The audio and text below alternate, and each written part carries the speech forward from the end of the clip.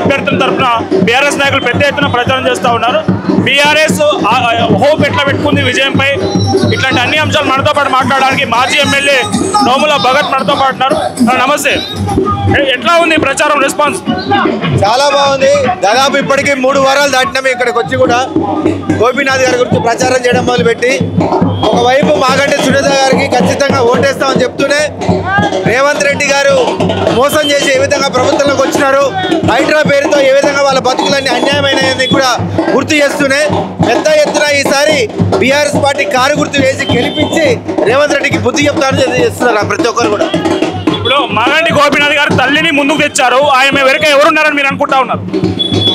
ఇది ఒకవైపు వాళ్ళ కుటుంబాన్ని పెట్టుకొని కాంగ్రెస్ పార్టీ చేస్తున్నటువంటి కుట్రలుగా ప్రతి ఒక్కరు కూడా గమనిస్తున్నారు.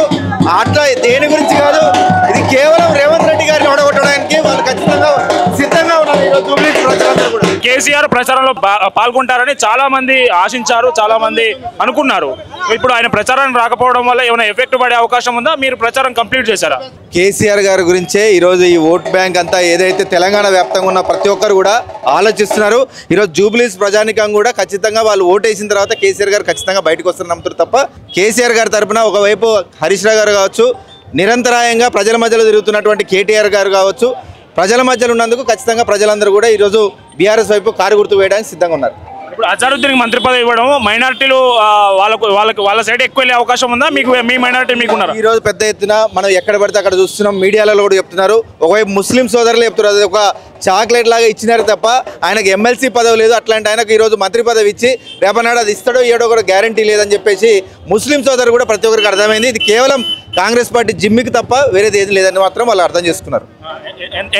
ఎంత శాతం ఓటు రావచ్చు? మీకు మెజారిటీ ఎంత రావచ్చు? ఈరోజు మెజారిటీ ఖచ్చితంగా పెద్ద ఎత్తున దాదాపు 20,000 ఓట్ల మెజారిటీ తోటి ఇక్కడ బీఆర్ఎస్ పార్టీ గెలుస్తున్న నమ్మకం ప్రతి చోట నుంచి కూడా పెద్ద ఎత్తున కూడా అదే సర్వే రిపోర్ట్లు వస్తున్నట్టు మేమందరం గమనించుకోవచ్చు అని చెప్తున్నాం.